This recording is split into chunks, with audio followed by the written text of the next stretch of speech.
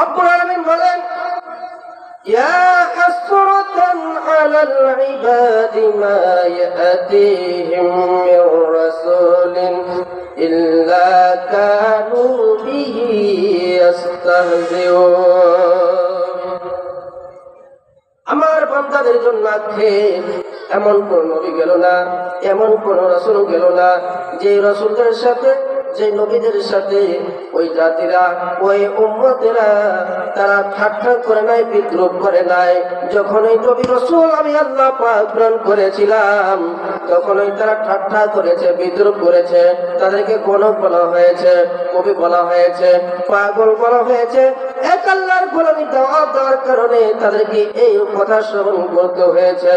আমরা যদি আজও এই নবীর পদ্ধতিতে ওই দাওয়াতি কাজ করে, এক আল্লাহর দাওয়াত দিই, ওই কালেমার দাওয়াত যদি দিই, লা ইলাহা ইল্লাল্লাহ, আল্লাহ ছাড়া কারো আইন চলবে না, আল্লাহ ছাড়া কারো বিধান চলবে না, আল্লাহ রাব্বুল আলামিন ছাড়া কোনো শাসন কার্য চলবে না, তাহলে একই পদ্ধতিতে যদি বলা হয়, তাহলে এক শ্রেণীর মানুষেরা তারা গালিগালাজ করে।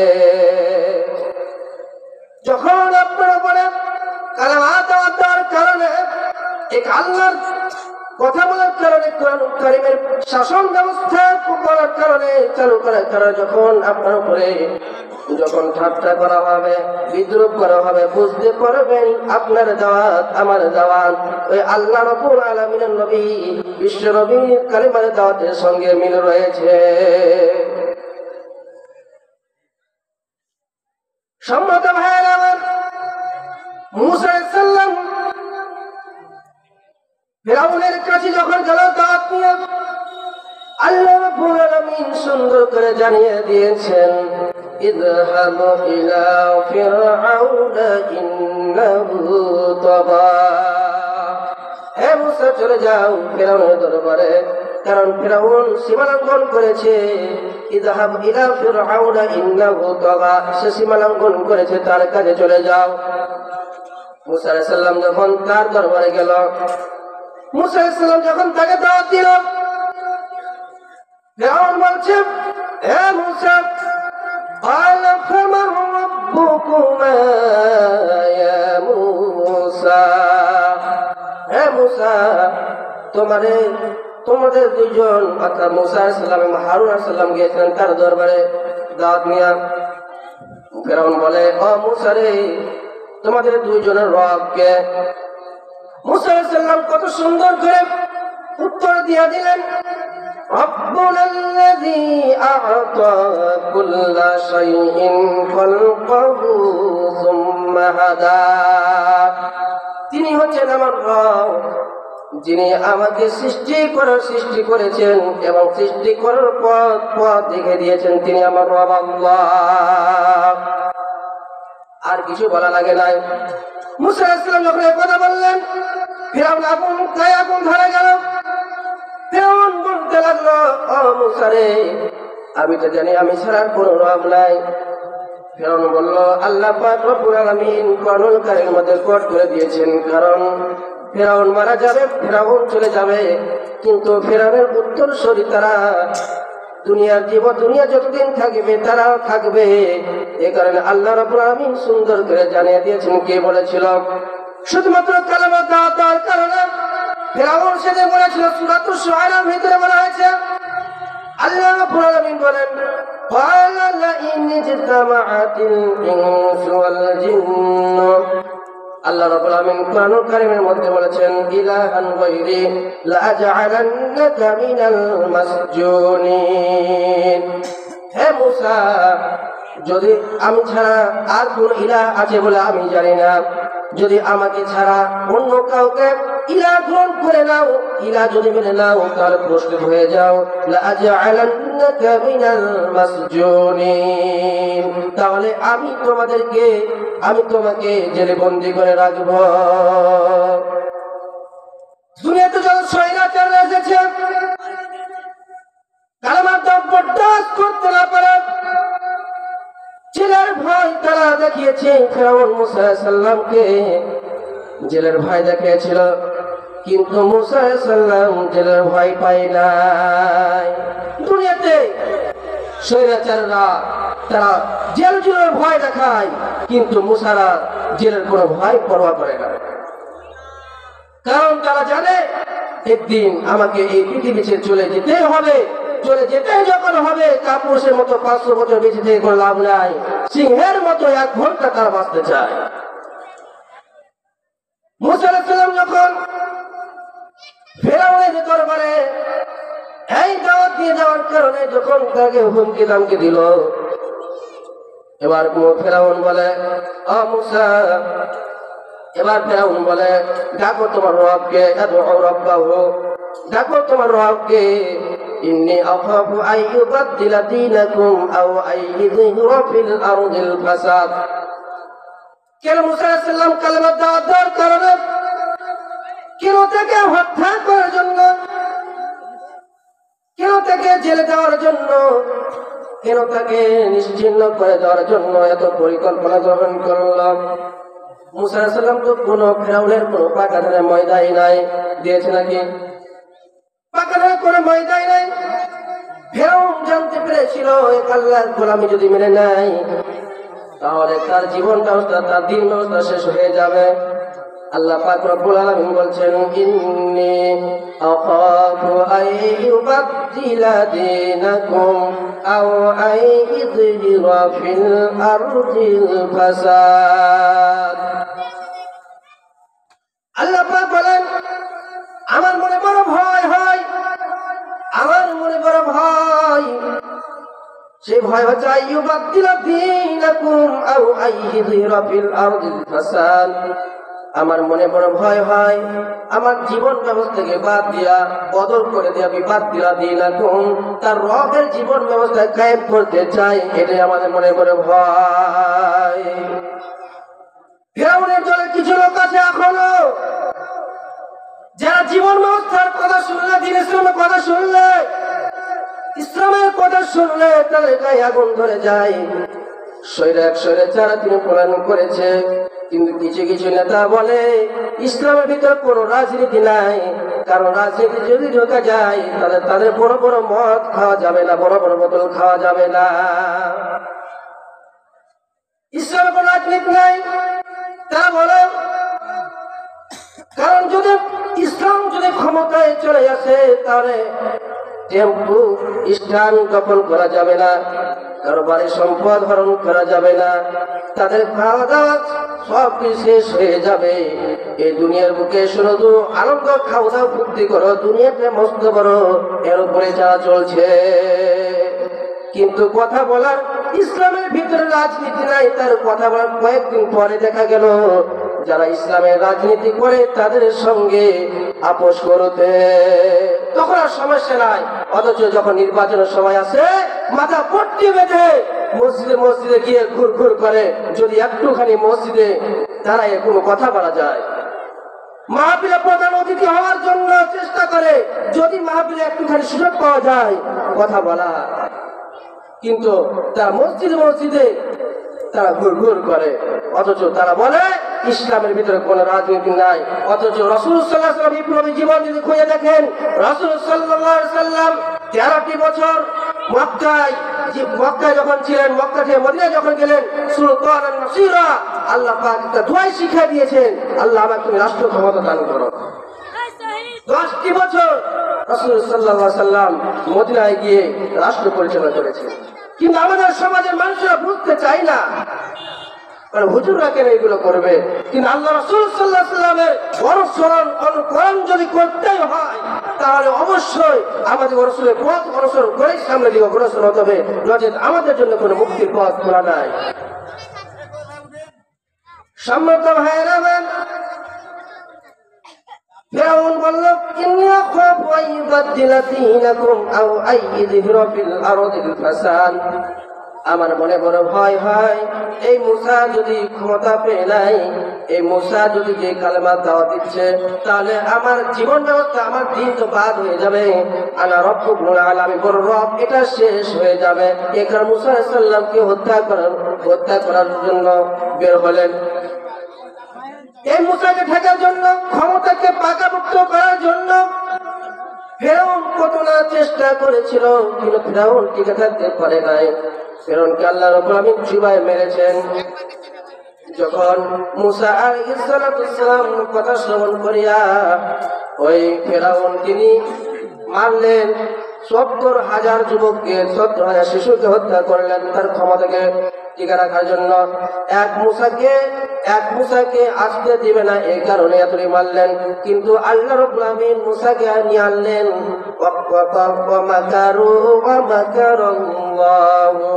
আল্লাহু খায়রুল মাকিরিন। ওরা তারা মক্কর করে ষড়যন্ত্র করে আল্লাহ পাক বলছেন আমি আল্লাহ রাব্বুল আলামিন কৌশল করি, আল্লাহু খায়রুল মাকিরিন, আমার কৌশল সবচাইতে উত্তম কৌশল।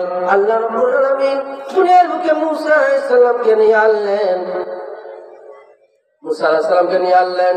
শুধু তাই নয়, ওই ফিরআউনের বাড়িতে মুসা আলাইহিস সালামকে লালন পালনের ব্যবস্থা করিয়া দিলেন। মুসা আলাইহিস সালামকে লালন পালন করলেন। ওই ফিরআউনের ঘরে মুসা আলাইহিস সালামকে আল্লাহ রাব্বুল আলামিন লালন পালন করার দায়িত্ব দিয়ে দিলেন। সম্মানিত মুসলমান ভাইয়েরা, মুসা আলাইহিস সালামকে জেলের ভয় দেখার পর মুসা আলাইহিস সালাম একটু ভয় পায় নাই। মুসা আলাইহিস সালাম ফিরআউনের দরবারে যখন জাদুকররা জাদু নিয়ে আসলো, মুসা আলাইহিস সালাম তার হাতে লাঠি নিক্ষেপ করলেন, সাপ হয়ে গেল। তখন সে যখন জাদুকরের সব সাপকে যখন খেয়ে নিল, তখন জাদুকরের কালেমা পড়ে মুসলমান হয়ে গেল।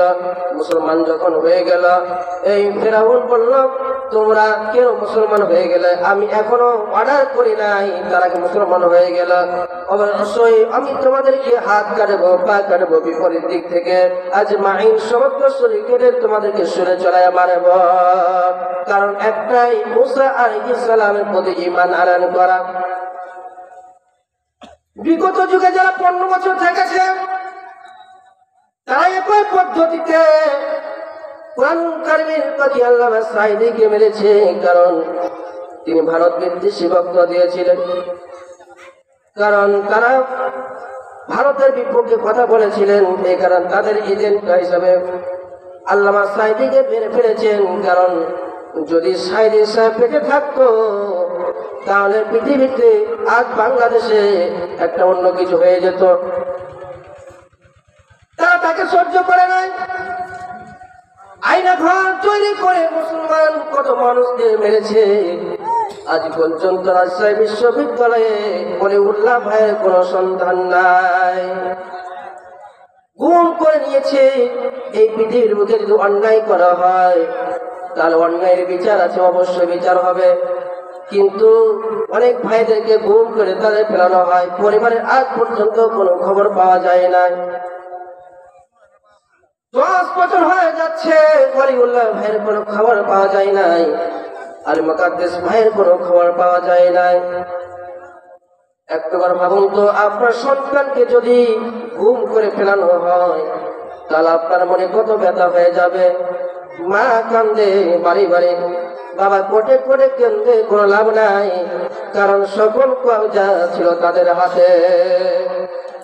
এত চেষ্টা করেছিলাম ক্ষমতাকে পাকাপোক্ত করার জন্য, কিন্তু আল্লাহ রাব্বুল আলামিনের কৌশল। আল্লাহ পাক বলেছেন ওয়ালা তাহিনু ওয়ালা তাহজানু ওয়া আনতুমুল আ'লাউনা ইন কুনতুম মুমিনিন। কোনো ভয় নাই, কোনো চিন্তা নাই, যদি তোমরা মুমিন হও অবশ্যই তোমরা বিজয় লাভ করবে।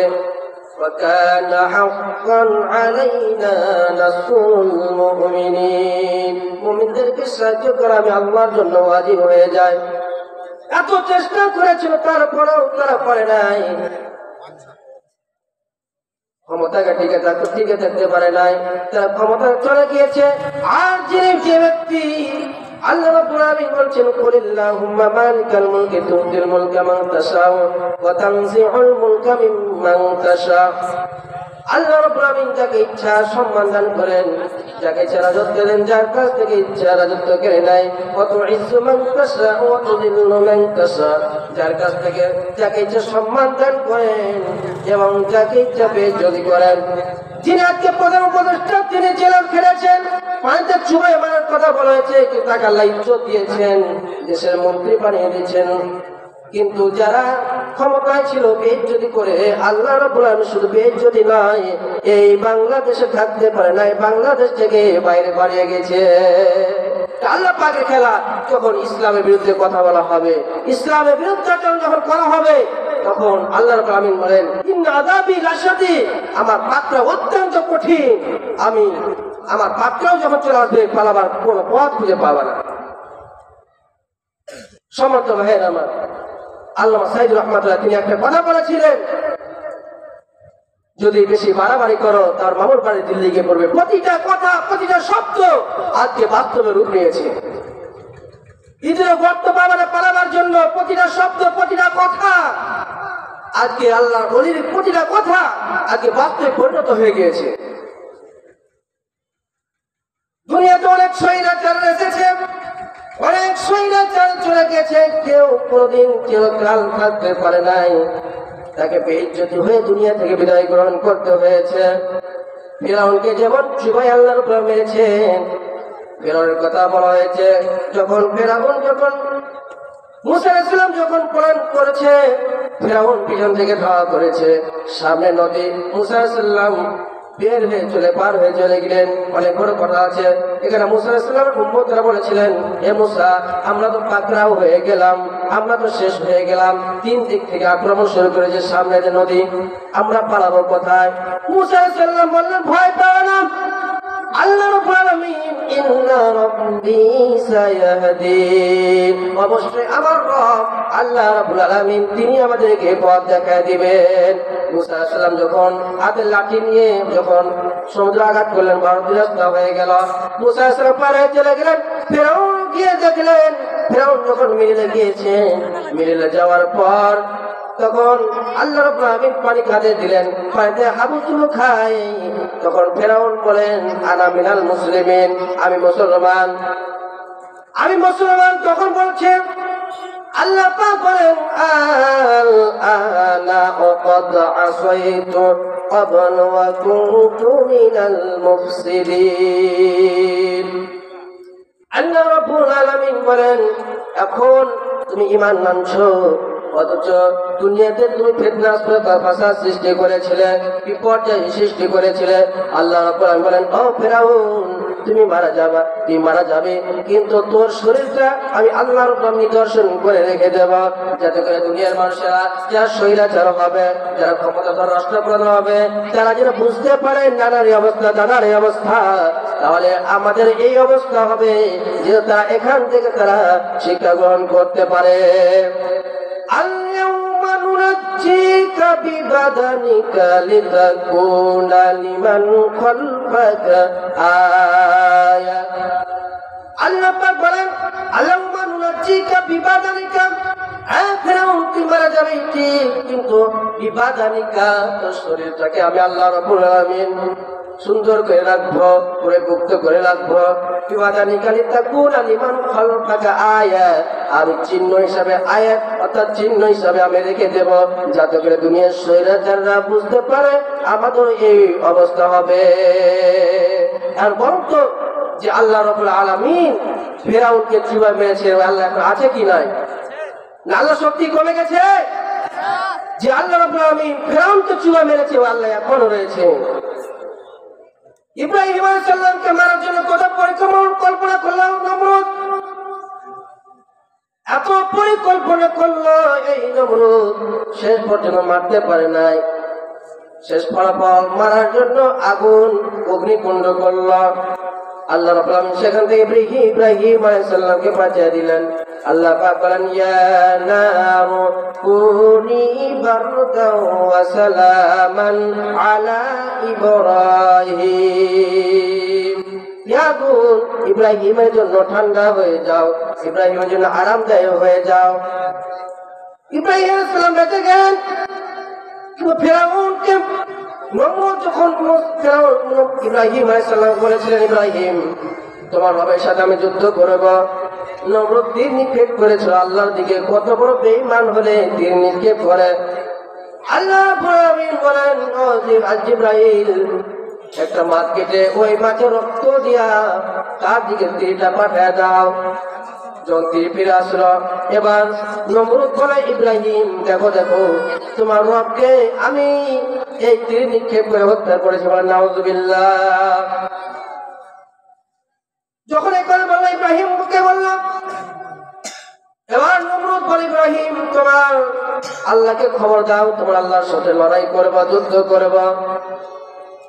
ইব্রাহিম আলাইহিস সালাম আল্লাহকে দোয়া করলেন। আল্লাহ পাক বলেন, ইব্রাহিম চিন্তার কোনো কারণ নাই, দুঃখের কোনো কারণ নাই, বড় বড় জল কেমন প্রয়োজন নাই, আমি তোমাকে ছোট্ট প্রাণী দিয়ে আমি এই নমরুদকে সাহায্য করব। যখন যুদ্ধের দাও বেজে উঠেছে, এবার ইব্রাহিম বলে, ও ইব্রাহিম তোমার আল্লাহর সৈন্য কোথায়? বলে ওই যে আসছে। বলে মেঘ চলে আসছে। ইব্রাহিম বলে, না ওই আল্লাহর সৈন্য। যখন মুসা একের পর এক যখন চলে আসলো, আক্রমণ শুরু করলো, তাদের জল কামান কোনো কিছুই কাজে লাগে না। আল্লাহ রাব্বুল আলামিনকে ন্যাংরা মশা বলেছে, আল্লাহ এই নমরুদকে সাহায্য করার জন্য আমাকে একটিবার পাঠাও, আমাকে একটিবার তুমি নির্দেশ দাও, আদেশ দাও, আমি তাকে সাহায্য করব। আল্লাহ রাব্বুল আলামিন তাকে আদেশ দিয়েছিলেন, এই ন্যাংরা মশার দণ্ডাকে ভিতরে ঢুকে মাথায় কুটকুট করে গন্ধে কুটকুট করে কামড় দেয়, মাথা যারা অস্থির হয়ে যায়। নমরুদ স্ত্রীকে গিয়ে বলে, ও বিবি তাড়াতাড়ি মশারি টাঙ্গাও। বলে কেন? যুদ্ধের ময়দানে গিয়েছো, কারণ কি? কেন মশারি টাঙ্গানো হবে? বলে এই সৈন্য সেই সৈন্য নাই, কোন জল কামান দিয়ে কোনো কাজ হয় নাই। দেখে মশা ঢুকে যখন গিয়েছে, এবার থাপ্পড় মারে, এই মশা সুন্দর থেমে যায়। এবার নমরুদ বললাম, লোক ভাড়া করলো, বলে জুতার বাড়ি দাও, 1 নয় 2 নয় 400 বছর পর্যন্ত জুতার বাড়ি দিয়া ওই নমরুদকে আল্লাহ রাব্বুল আলামিন বেইজ্জতি করে দুনিয়া থেকে বিদায় গ্রহণ করেছে। আল্লাহ পাক এখনো রয়েছে। যত নবী রাসূলের দাওয়াত দিতে গিয়েছেন, সব নবী রাসূলকে এমনই ভাবে আক্রান্ত করা হয়েছে, আক্রমণ করা হয়েছে, কিন্তু নবী রাসূলরা তারা পিছপা হয় নাই। আল্লাহ দ্বীনের কথা বলে গিয়েছেন, আল্লাহ দ্বীনের পথটা চলেছেন। আমার নবী, আপনার নবী, বিশ্বনবী মুহাম্মদ সাল্লাল্লাহু আলাইহি ওয়াসাল্লাম যখন আয়াত নাযিল হয়ে গেল, وأنذر عشيرتك الأقربين,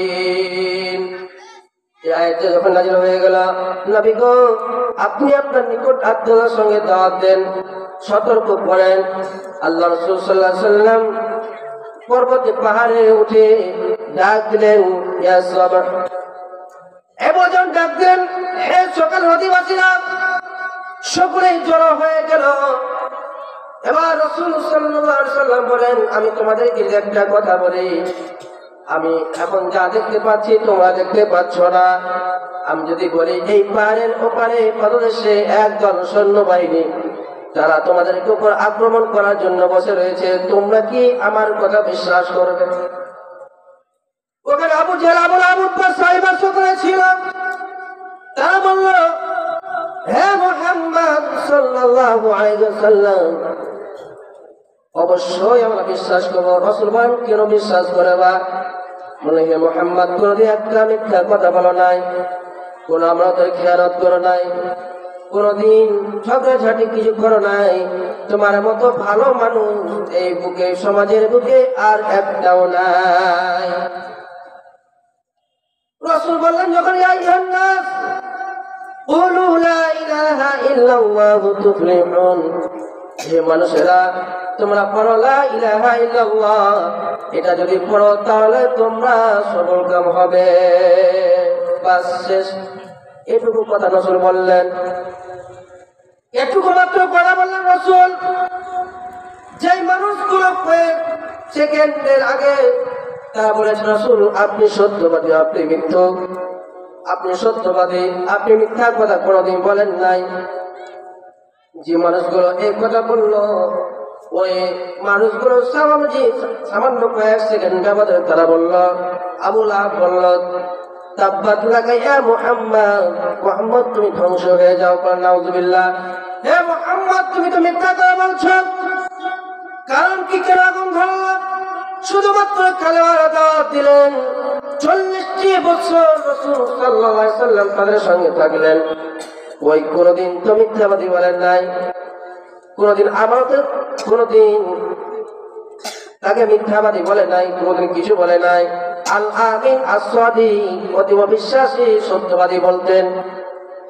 সামান্য লা ইলাহা ইল্লাল্লাহ দেওয়ার কারণে মুহাম্মদ সাল্লাল্লাহু আলাইহি সাল্লামকে তারা দুয়ারের তাব্বাত লাগাইয়া, মুহাম্মদ ধ্বংস হয়ে যাও, তুমি তো মিথ্যা কথা বলছো, তুমি কি আমাদেরকে এই জন্য এখানে নিয়ে এসেছো? কারণ কি?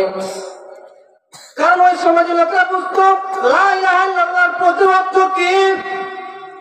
আমি আপনি লা ইলাহা ইল্লাল্লাহ বলে কেউ বা ভিক্ষা করে, আপনি যদি ভিক্ষা করেন আপনার হাতে যখন যদি তিরমানি বাজারে লা ইলাহা ইল্লাল্লাহ বলে একটা বাটি নিয়ে আপনি যাবেন, ভিক্ষা দেবে। কিন্তু ওই লা ইলাহা ইল্লাল্লাহ দাওয়াত দিচ্ছেন, কেউ কোনো কিছু বলেন নাই, কিন্তু আপনি যখন ওই লা ইলাহা ইল্লাল্লাহ যখন আপনি তাৎপর্য বলবেন, ব্যাখ্যা করতে যাওয়া যায়, তখন এক শ্রেণীর মানুষেরা তাদের গায়ে আগুন ধরে যায়, তাদের গায়ে আগুন ধরে যায়, জ্বালা ধরে যায়। তখন বলা হয় ইসলামের ভিতরে এগুলো কিছু নাই, কোন রাজনীতি ব্যাপারে কোনো কিছুই নাই। আমার ভাইরা, বিশ্বনবী সাল্লাল্লাহু আলাইহি সাল্লাম কি শুধু তাই নয়, আবু লাহাব এই একের পর এক পাথর নিক্ষেপ করতে থাকলো। বিশ্বনবীর শরীর রক্তাক্ত হয়ে গেল, নবীর শরীর রক্তাক্ত হয়ে গেল, এত রক্তাক্ত হয়ে গেল। ওই সময় খাদিজাও নাই, আবু বকর নাই, কেউ নাই, বিশ্বনবী পাশে থাকবে। নবীজি রক্তাক্ত হয়ে গেলেন, কারণ কালেমার দাওয়াত তার অপরাধ। দুনিয়ার বুকে যত নবী রাসূল এসেছিলেন এবং তার সাহাবীরা এসেছিলেন, যখন কালেমার দাওয়াত দিয়েছেন সকলকেই অত্যাচার শিকার হতে হয়েছে। যারা কালেমার দাওয়াত দেওয়ার কারণে তাদের অনেককে হত্যা নির্যাতন ফাঁসির কাঠে ঝুলতে হয়েছে। যারা মুসলমান মুমিন তাদেরকে মারা হয়, তাদেরকে নির্যাতন করা হয়। কারণ কি? আল্লাহ রাব্বুল আলামিন সুন্দর করে জানাই দিয়েছেন, ওয়া মা নাকামু মিনহুম ইল্লা আন ইউমিনু বিল্লাহিল আজিজিল হামিদ। তাদের একটাই ভয়, তাদের একটাই কারণ, তাদেরকে মুমিনদেরকে হত্যা করার কারণ হচ্ছে একটাই, কারণ মুমিনেরা তারা ইল্লা আইয়ুমিনু বিল্লাহিল আজিজিল হামিদ, এক আল্লাহ রাব্বুল আলামিনের দাসত্ব করে, এক আল্লাহ রাব্বুল আলামিনের প্রশংসা আল্লাহ পাক রাব্বুল আলামিনের উপর তারা ঈমান এনেছে, এটাই তাদের অপরাধ। আপনি দেখেন এই সমাজের বুকে দেখেন যাদেরকে ফাঁসিতে ঝুলানো হয়েছে, বিষ প্রয়োগ করে হত্যা করা হয়েছে। আপনি দেখেন যাদেরকে রাজাকার বলে বন্দী করে রাখা হয়েছিল, তাদের দলের পরিবারে জসিমউদ্দিন মানিক ধর্ষণে সেঞ্চুরি করেছে, করে মিষ্টি বিতরণ করেছে, কিন্তু তাদের বিচার হয় না। কিন্তু অপবাদ দিয়ে বছরের পর বছর জেলখানায় বন্দী রেখে বিষ প্রয়োগ করে কাউকে ফাঁসিতে ঝুলে তাদের শহীদ করা হয়েছে। আল্লাহ রাব্বুল আলামিন বরদাস্ত করে নাই। এই কোরআনুল কারীমের মাহফিলের আগে পারমিশন তারা দেয় নাই, এত পারমিশন দেওয়া নাই, এই কারণে 13 তারিখে মাহফিল 30 তারিখ পর্যন্ত করতে হয়েছে। এর ভাই এর আগে আপনার জ্বালা ধরতে ধরতে তারা 5,000-10,000 তারাই খেয়ে নেয়। এর ভয় নেই আপনাদেরকে, প্রতিটা জায়গাতে হয়েছে। কিন্তু তারাও আপনার এলাকার ভিতরে দেখেন তারা মুসলমান দাবি করে। আমরা কি মুসলমান নাই? আমরা কি আলিফ বা তাসেরা পড়িনি? কিন্তু কোরআনুল কারীমের ধার তারা ধারে না। শুধুমাত্র এই দুনিয়াটাকে, দুনিয়াতে কিছু পাওয়ার আশায়, কিছু লোভে তারা আখিরাতকে তারা বিক্রি করে দিয়ে দুনিয়াটাকে তারা ক্রয় করে নিয়েছে। তাদের জন্য দুর্ভাগ্য, তার জন্য দুর্ভোগ। পরকালে তারা কি জবাব দিবে? আল্লাহ রাব্বুল আলামিন বলেন, ومن يبتغي غير الإسلام دينا فلن يقبل منه وهو في الآخرة من الخاسرين। আল্লাহ পাক বলেন, কেউ যদি ইসলাম ছাড়া, ইসলাম বাদ দিয়ে অন্য কোন জীবন ব্যবস্থা গ্রহণ করতে চায়, ইসলাম ব্যবস্থাকে বাদ দিয়া যদি কেউ অন্য কোন জীবন বিধান গ্রহণ করতে চায়, তাদের কাছ থেকে তা কখনো কবুল করা হবে না। ফালাই ইউকবালা মিনহু, কখনো কবুল করা হবে না। তারা নামাজ পড়ুক, রোজা করুক, হজ করুক, যাকাত দেয়, যা কিছু করুক না কেন, কখনো তাদের কাছ থেকে তা গ্রহণ করা হবে না। কারণ ইসলামকে বাদ দিয়ে সবটাই তারা করে। ওয়া ফিল আখিরাতি মিনাল খাসিরিন, এবং আখিরাতে তারা ক্ষতিগ্রস্তের অন্তর্ভুক্ত হয়ে যাবে। সমর্থকত্রী আল্লাহ পাক বলছেন, ইসলাম বাদ দিয়ে কেউ যদি অন্য কোন জীবন ব্যবস্থাকে গ্রহণ করতে চায়, তাহলে কখনো তার নামাজ পড়ুক, রোজা করুক, হজ করুক, যাকাত দেয়, যা কিছু আমল করুক না কেন, সব আমল নষ্ট হয়ে যাবে। উলাইকাল্লাযীনা হাবিতাত আমালুহুম ফিদ দুনিয়া ওয়াল আখিরাহ, আখিরাত দুনিয়া সব আমল আল্লাহর নামে নষ্ট করে দেবেন। সমর্থ ভাইয়েরা আমার, যত নবী রাসূল আল্লাহ রাব্বুল আলামিন দুনিয়ার বুকে প্রেরণ করেছিলেন, সব নবী রাসূল এক আল্লাহর গোলামি দাওয়াত দিয়েছেন। বিশ্ব নবীকে এই দাওয়াত থেকে দূরে সরানোর জন্য কত আবু জেহেল, আবু লাহাবরা কত চেষ্টা করেছিল। আল্লাহ রাসূলের চাচা আবু তালেব যতদিন বেঁচে ছিলেন, নবীকে কেউ কিছু বলার সাহস পায় নাই। আবু জেহেল, আবু লাহাব তারা কেউ সাহস পায় নাই। একদিন আবু তালেবকে গিয়ে বলেন, ও আবু তালেব, আপনি এলাকার সুনামধন্য মানুষ, আপনার ভাতিজাকে এই দাওয়াতি কাজ থেকে দূরে থাকতে বলেন, আর যে এই দাওয়াত দিচ্ছে এই দাওয়াত থেকে দূরে থাকতে বলেন। আবার চলে গেল। মুহাম্মদ সাল্লাল্লাহু আলাইহি ওয়াসাল্লাম যখন বাড়ি ফিরে আসলেন, তার চাচা বলেন, এ ভাতিজা, তারা এসেছিল, আবু জেহেল এসেছিল, এই কালেমার দাওয়াত থেকে দূরে সরার কথা বলল। রাসূল সাল্লাল্লাহু আলাইহি ওয়াসাল্লাম কিছু বললেন না, আবার আসলেন, আবার বললেন, দ্বিতীয়বার কে বললেন, হে আবু তালেব, যদি তুমি ভাতিজা এই কালেমার দাওয়াত থেকে দূরে না সরে দাঁড়ায়, তাহলে আমি আমরা তাকে হত্যা করব। যদি এটা না হয়, তাহলে আমার মধ্য থেকে আমাদের একজনকে তোমাদেরকে দিয়ে দিচ্ছি, আর তোমার ভাতিজাকে আমাকে দিয়ে দাও। আবু তালেব বলে, ভাতিজা, আবু তালেব বলে, আবু জেহেল, কি আশ্চর্যের বিষয়, আমার ভাতিজাকে তোমরা নিয়ে যাবে করে মারবে, হত্যা করবে, আর আমি তোমাদের লোকদেরকে নিয়ে খাওয়াবো, কি আশ্চর্যের বিষয়। না না, তো হতে পারে না।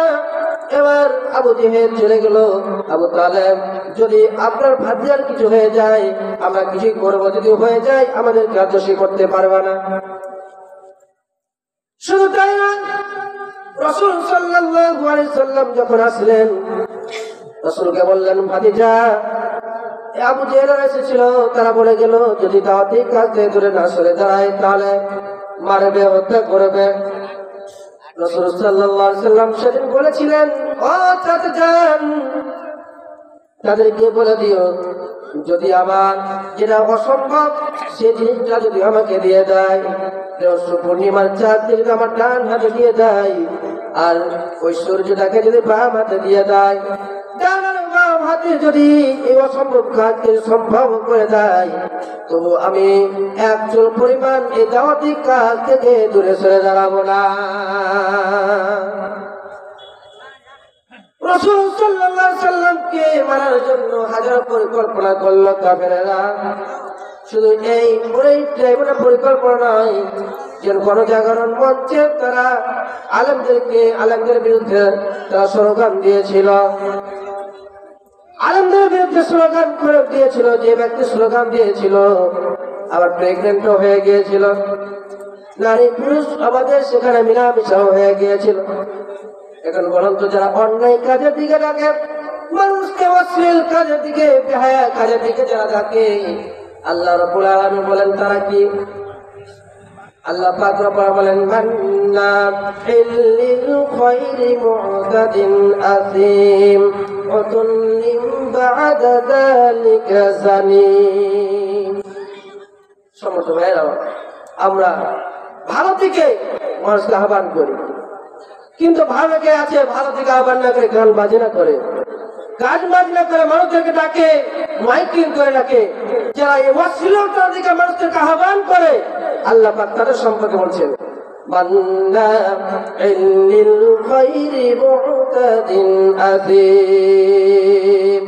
সূরা কালামের ভিতরে আল্লাহ পাক বলেন, সম্ভবত 12 এবং 13 নম্বর আয়াতে আল্লাহ পাক বলেন, যারা সৎ কাজে মানুষকে বাধা দেয়, অশ্লীল কাজ থেকে মানুষদেরকে ডাকে, বেহায়াপনার কাজ থেকে ডাকে, আল্লাহ পাক রব্বুল আলামিন বলেন তারা ভালো সন্তান নয়, জালিম জারজ সন্তান।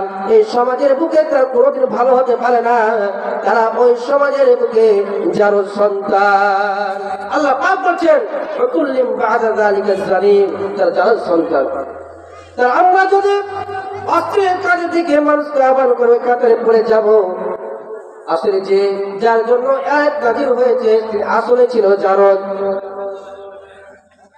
ওয়ালিদ ইবনে মুগীরা তিনিকে বলা হলো, যখন রাসূল বললেন, রাসূলকে যখন বললেন হে মুহাম্মদ তোমার বাড়ি দেব, গাড়ি দেব, টাকা দেব, পয়সা দেব, তুমি দাওয়াতি কাজ ছেড়ে দাও।